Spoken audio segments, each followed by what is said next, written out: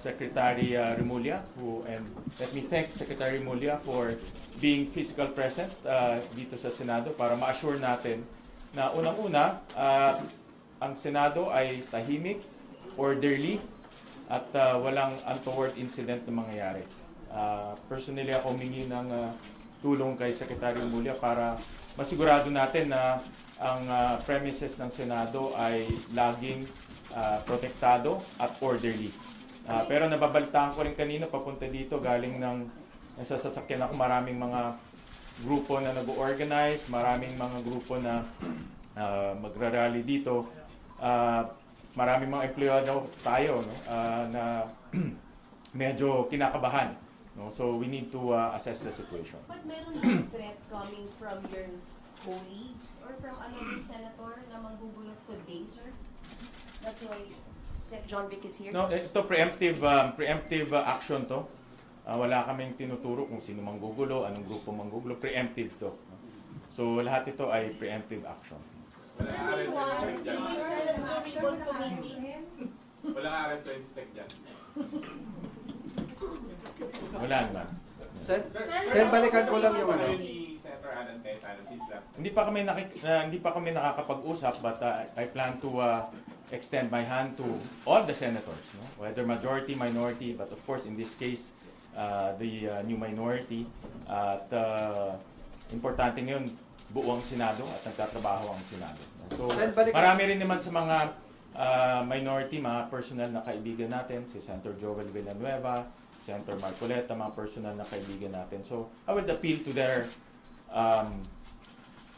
hearts na magtulungan tayo para dito sa ating institution. Sir, tingnan niyo kayo kung mag-resume ngayon yung Blue Ribbon under Senator? Ang Blue Ribbon Committee ay nag-reschedule. Ang bagong chairman natin, si Senator Erwin Tulfo, ang kanyang declaration at announcement ay na-move niya yung Blue Ribbon hearing to June 8 until Monday. Kaya na sir, may preparation po sa session hall eh. Actually, hindi ko alam para saan yun. But wala tayong hearing today. So sir, how do you address the confusion that it's created to the public? Kasi po kagabi, before matulog ang lahat, ibang document ang lumalabas whether there will be a hearing or not. I think una-una yung mga partners natin tulad ng House of Representatives, in-affirm na itong proceedings yesterday. Nakita nyo naman, in-affirm ni Speaker Bogie D. After that, ang Malacanang rin, in-affirm yung proceedings yesterday. At sabi nga ng Malacanang, if I can borrow the words, legal yung proceedings. So, these are tawag ko partners kasi alam nyo naman, ang batas hindi mapapasa kung wala ang House of Representatives. Ang batas hindi rin maipapasa kung hindi pepirmahan ng Presidente. So these are partners para makapasa tayo ng mga mahalagang batas. Sir, paano po ang gagawin kapag halimbawa ay nagpumilit sila talaga na gamitin ng session hall para sa balak nilang pagdinig? At sabi ko kasi kahapon ni Senator Alan Cayetano ay ihaharap nila yung 18 Marines. Walang pagdinig ngayon. There's no hearing today. Yan ang announcement ng Blue Ribbon Chair na si Senator Erwin Tulfo. Ipapadlock po ba ang session hall or any committee room para hindi nila magamit? Hindi ako mahilig sa mga padlock. No? Basta sundan lang yung protocol. So ibig sabihin, may mga protocols tayo for security. No? For example, kung walang hearing, di walang resource persons. Wala ring mga arrangements kung walang hearing. No? Kasi wala naman officially hearing today. So ano po yung aktual na mangyayari o gagawin kapag ka po sila ay dumating? I cannot speculate Nimpa, pero our position ay walang hearing today. Sir, according to Senator Erwin Tulfo, may 2 to 3 senators pa daw nalilipat po sa team ninyo.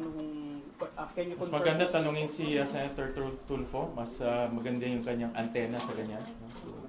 Sir, pipigilan niyo ba sir kung may mga papasok ng senador at resource person? No, ang senador, this is their building. No? Dito building ng Senate President, ng Senate President pro tempore. Office to ng mga senador. No? So, dapat lang sila pumasok dito. Pero yung resource person, Well, since walang hearing, walang resource persons. So, wala tayong hearing. Registered persons will not be allowed to enter the They will not building. be allowed. Kasi walang hearing eh. Sen, balikan That's under the security policy. Sen, binanggit nyo yung pagkakaroon ng quorum kahapon, kaya napalitan ang leadership ng Senado. Pero ang pinagbabasihan yung numero ay 22. Pero dun sa roll call kahapon, 24 na senator na pangalan ang tinawag sa roll call. Paano po mapapaliwanag? Wala, iba naman yung roll call, siya iba yung declaration ng presiding officer at that time. At yung presiding officer nag-declare very clearly na ang denominator yesterday ay 22 senators. Sabi ng ilang experts, ang Avellino versus Cuenco ay hindi applicable sa situation ng Senado ngayon dahil iba yung situation ng nangyari noon, 1949. From 1949 to now, in Avellino case is the only Supreme Court case related to quorum. Wala nang iba. So until now, ginagamit pa rin yan in cases of determining quorum. Sen, ano pong mangyayari dun sa mga bill na hindi natalaka yung mga pending for amendment sana? Magpapa-special session po ba kayo? Well, yun yung pinag-uusapan namin. Especially, ang isa sa mga concerns natin ay yung 5 general na dapat ma-promote. No? Pero hindi sila na-confirm. At pag lumampas sila doon sa birthday nila, hindi na sila pwedeng i-promote. No? So, unfair naman sa mga general natin na nagsilbi sa ating bansa at sa ating bayan. So, yun ang isa sa pinakamabigat na concern na dapat natin mabigyan ng pansin. Kasi yung 3 days na hindi tayo nagkaroon ng session, hindi rin sila na-confirm. No? So, yun isa para personally, yun ang isa sa mga gusto ko ma-address. So, special session? Yan ang isa sa mga tinitignan namin. How possible is the special session? Ha? How possible is the special? Titignan namin muna yung mga, tinitignan ko ngayon at tinitignan din ng mga ibang mga senador, yung mga list of bills na kailangan natin matakal, yung mga personalities na kailangan natin ma-confirm. Dapat maipon yung para kung magkaka-special session man, tuloy-tuloy, no? Tuloy-tuloy maaprubahan lahat yun. Will you be seeking audience with the president soon? I need to consult our senators first. Kailangan natin ma-consult siya. Yung mga senators natin para malaman natin kung ano ba yung mga kailangan natin approvean sa special session. Pero si Pangulo kasi hihingi ng special session, sir. Tama ba? Siya ang magpapatawag o siya ang magpapatawag.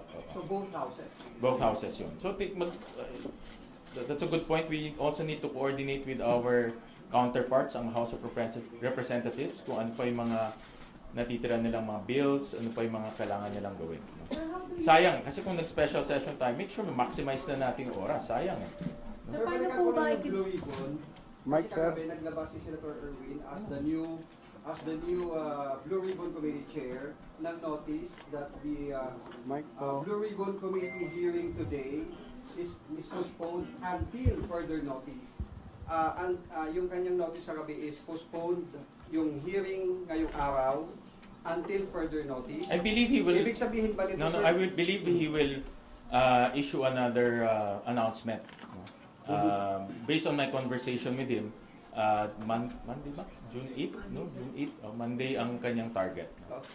Kaso nakikita ng iba na parang yung attempt daw to stop yung pagsasagawa ng Blue Ribbon hearing sa... No, walang attempt. Itutuloy yung Blue Ribbon hearing. That's very clear. Si Senator Erwin Tulfo, the chairman of the Blue Ribbon, itutuloy niya. Of course, since bagong appointment niya, he has to update himself with the situation and with the pieces of evidence.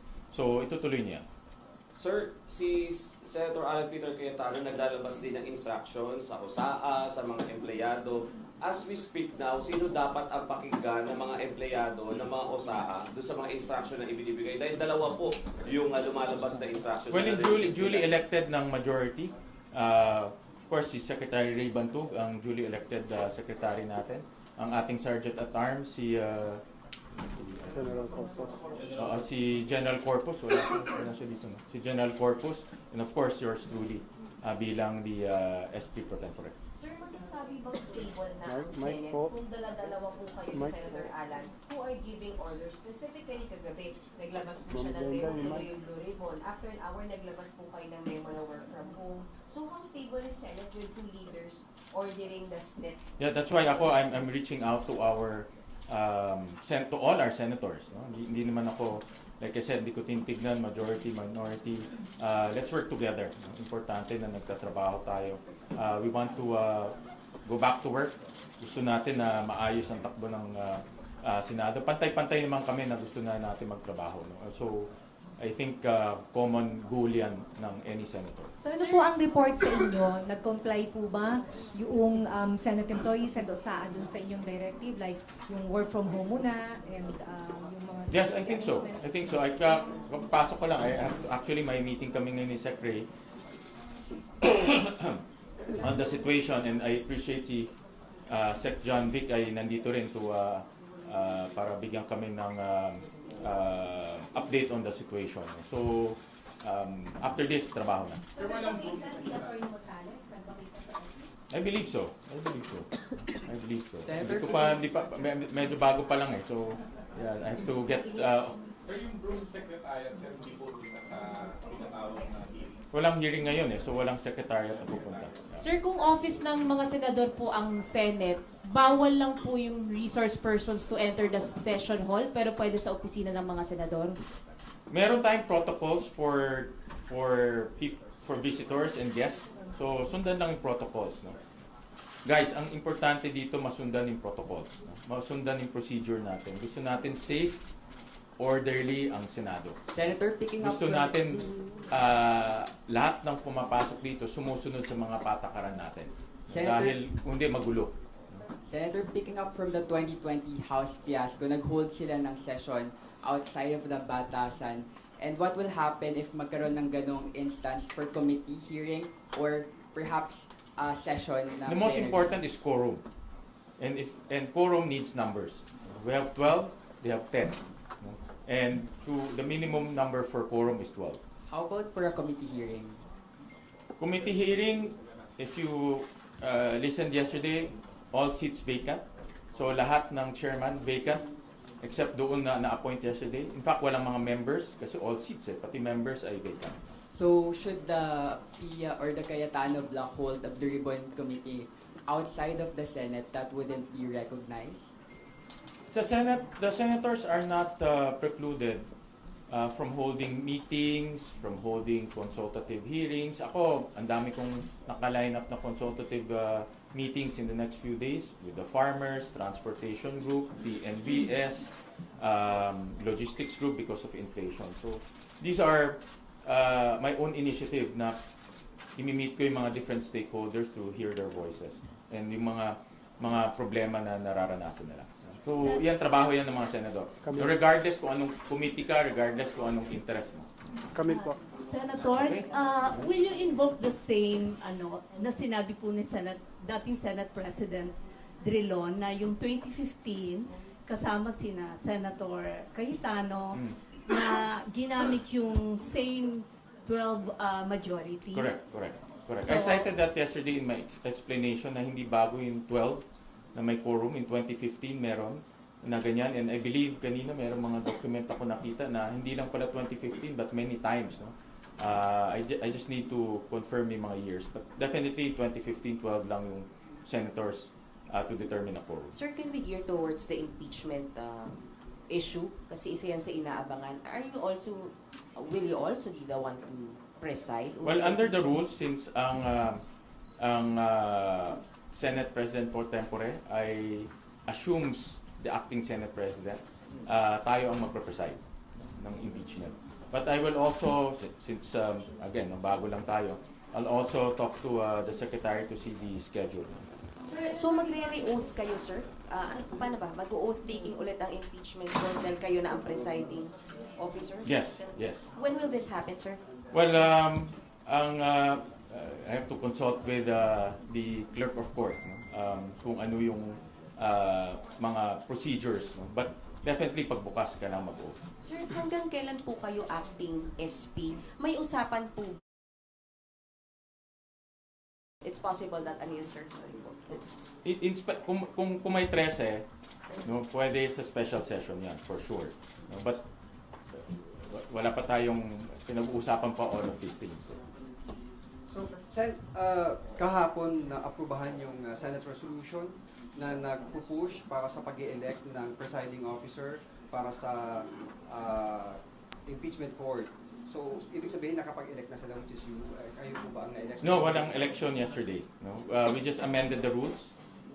It's still the Senate President will preside the impeachment unless yung Senate itself will say na and they will agree and say na we elect somebody else. So, but as a rule, it's the Senate President. Sir, sorry hindi naman sa minamaliit yung acting, pero kamusta yung Senate work with just an acting Senate President and not a real Senate President, sir? Well, that is in the rules, no? Kasi ang rules natin, very clear kung may mga ganitong situation, dapat tumatakbo pa rin yung Senate. No? So that's why they appointed an acting Senate President, no? Para takbo pa rin lahat. Lahat pa rin ay gumagana. No? So that's the essence of why we have that rule. So you're on that week. The institution is not weakened by just having an acting SP. No, it's tuloy-tuloy pa rin. As long as the institution is moving, as long as the institution is functioning, then it's performing its duties. Clarification Pwede na sir mag-reconstitute ng impeachment court kung adjourn na kayo as a legislative body? Yes, pwede. Kasi the impeachment court takes a life of its own. No? So separate naman siya from the legislative body. So yung Pero may schedule na kasing release, no? So we have to review that schedule, but ano naman kami, na brief naman kami doon sa schedule nung release yun. Pero yung re-oath, sir, dapat may session din. It can happen during the impeachment proceedings already. Na-impeachment court agad. Yes, it can happen during that time. Same senators naman yun eh. Diba? Sir, who will be the likely presiding officer? Kasi di ba you passed a resolution yesterday that you can appoint a presiding officer. So who's the likely presiding officer? For now, it's the acting Senate President. And you're not inclined to appoint someone else? I have to consult the senators. Sen, balikan ko lang yung sa issue ng pagsasagawa ng pagdinig sa labas ng Senate premises. So, the camp of Senator Pia is not barred from holding a hearing, a committee hearing outside the Senate?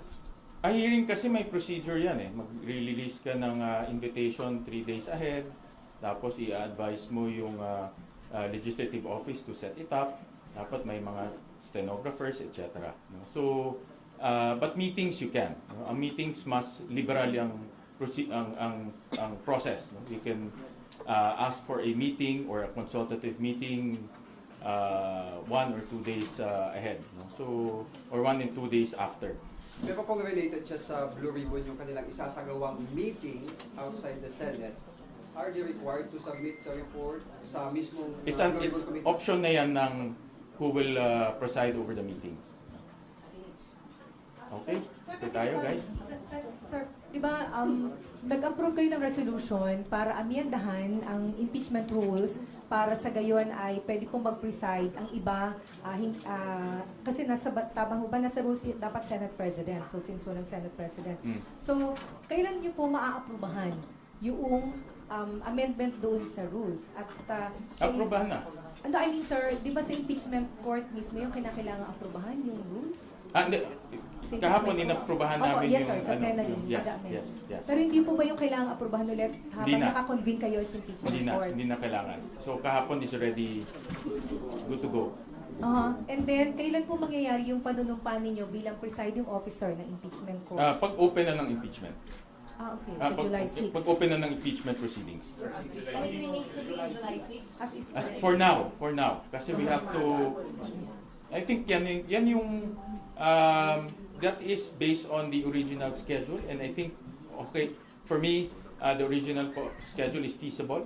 No? So, but again, no, I have to consult the clerk of court kung ano pa yung mga issues ba na pwede mangyari. And then, pa-clarify lang po, sir, yung katayuan ni Senator Cheese Escudero, kasi sabi niya, dumating siya kahapon, meron siyang press statement, sinasabi niya na wala siyang iniiwan o sinasamahang grupo o pangkat. part po ba siya ng majority block o ano ho ang situation? As far as I'm concerned, part siya ng majority block. No? So, Independence or... no, hindi siya independent. At least, from what my knowledge, no, my personal knowledge is. Sir, yung panawagan niyo sir sa mga kasamahan niyo na magbalik trabaho sir, kasama din ba yung panawagan na kilalanin kayo at ang grupo ninyo as the new majority? Alin? Kasama din ba sir panawagan na kilalanin kayo as grupo niyo as the new majority? Ay, ang aking panawagan ay magtulong-tulong, no? So that we can move forward. Yun ang aking panawagan, and I would really like to unify the Senate kasi yun ang kailangan natin ngayon. No? And I know it's difficult for now kasi emotions are high, pero kung medyo humuhupa ng emosyon, ay kailangan namin mag-usap-usap. Sir, kung mag-arrange lang po yung mga senador, yung Cayetano block, and kasama na nila yung resource persons dahil they will be pushing for the hearing ng Blue Ribbon Committee, what is the most that they can do? Kasi may info po na nandyan na po yata sila, nag-aayos na. Well, they can, there's no hearing, that's for sure. No? Kasi pinospone ng, rinischedule ng Blue Ribbon chairman. Ipo-push out po ba sila? First out sila? Senador lang bang pwedeng pumasok? Resource persons? Labas? Paano? Well, in resource persons, hindi pwedeng makapasok dahil walang hearing. No? So that's part of our protocol. Sir, kahit na naka-adjourn, dahil naka-sinity adjournment, tuloy ang mga committee hearings, may authority sila. Lahat ng committees pwede mag-hearing. So yan ang practice natin. Pero wala nga members, sir, para walang members, but the chairman can invite all senators. So Sir Chairman lang po yung allowed na mag-initiate po ng committee hearing? Yes, and not Chairman. members?